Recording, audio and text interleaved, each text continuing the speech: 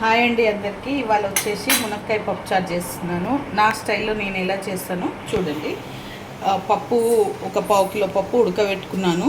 కొంచెం పసుపు, కొంచెం ఆయిల్ వేసి వాటర్ పోసుకొని ఇలా ఉడకబెట్టుకున్నాను. ఇప్పుడు ఇది ఉడికింది.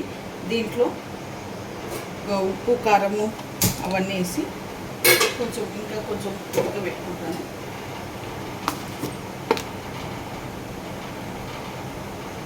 2 చెంచాల కారం,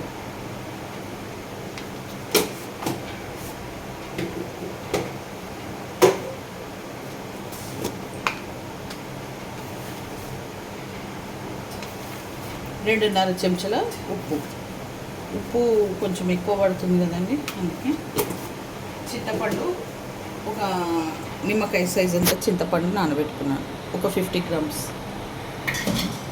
ఇది ఇలా కలుపుకోవాలి.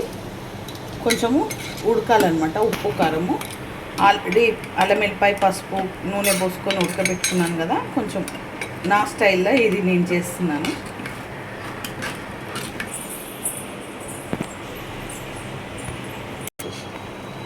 ఓకే అండి, పప్పు ఉడికిపోయింది.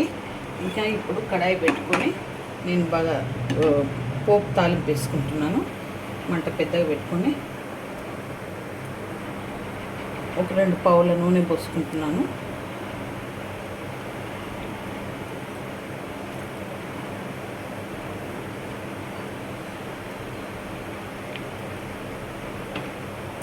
ఎల్లిపాయలు, ఒట్టిమిరపకాయలు, మునక్కాయలు ఇలా తీసుకున్నాను. నేను మునక్కాయలు ఆయిల్లోనే ఉడకబెడతానండి. పచ్చిమిర్చి, టమాటా, ఒక టమాటా తీసుకున్నాను. పచ్చిమిర్చి 5 తీసుకున్నాను.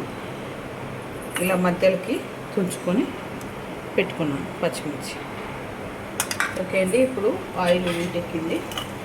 జీలకర్ర, ఆవాలు వేసుకుంటాను. ఒక స్పూన్ జీలకర్ర,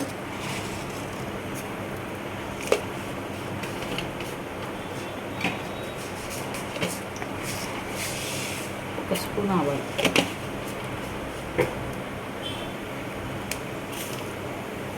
ఎల్లిపాయలు బాగా వేస్తున్నాను.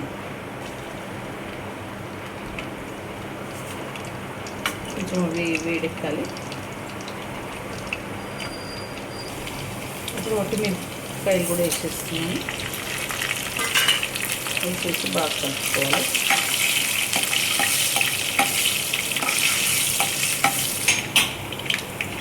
ఇప్పుడు మునక్కాయలు బాగా వేసేస్తున్నానండి. మునక్కాయలు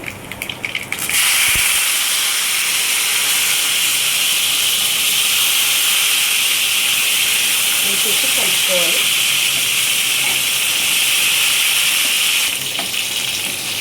ఓకే అండి, ఇవి కొంచెం వేడయ్యాయి. ఇప్పుడు దీంట్లో టమాటా, పచ్చిమిర్చి కూడా వేసేస్తున్నాను. ఇవి కూడా కొంచెం వేగాలి.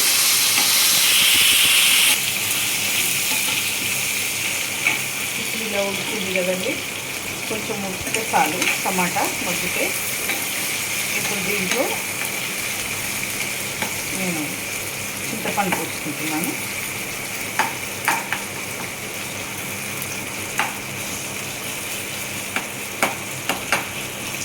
చింతపండు రసం పోసుకుంటున్నానండి. టమాటా మగ్గింది కాబట్టి.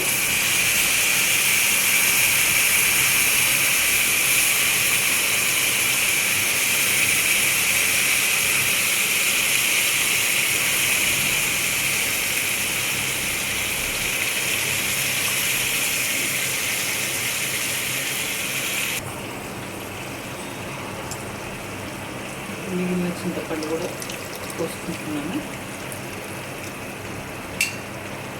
పోసుకొని 1 లీటర్ నీళ్ళు పోసుకోవాలి. దీంట్లో ఈ చెంబడి నీళ్ళు పోసేస్తున్నాను. పోసేసుకొని కొత్తిమీర కలమాట కూడా దీంట్లోనే వేసుకోవాలి.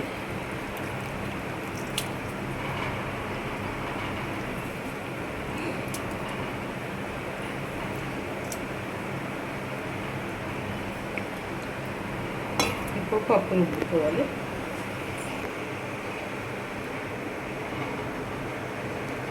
ఇలా పప్పు రుబ్బుకోవాలి మెత్తగా.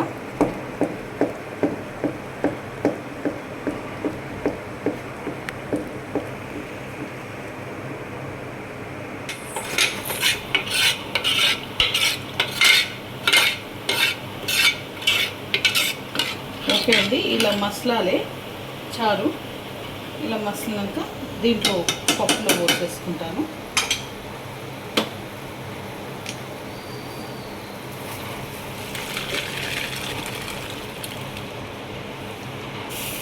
పప్పులో పోసేసుకొని ఒక 20 మినిట్స్ దాకా మసల పెట్టుకుంటాను చారు. కొన్ని నేను వాటర్ పోసేసి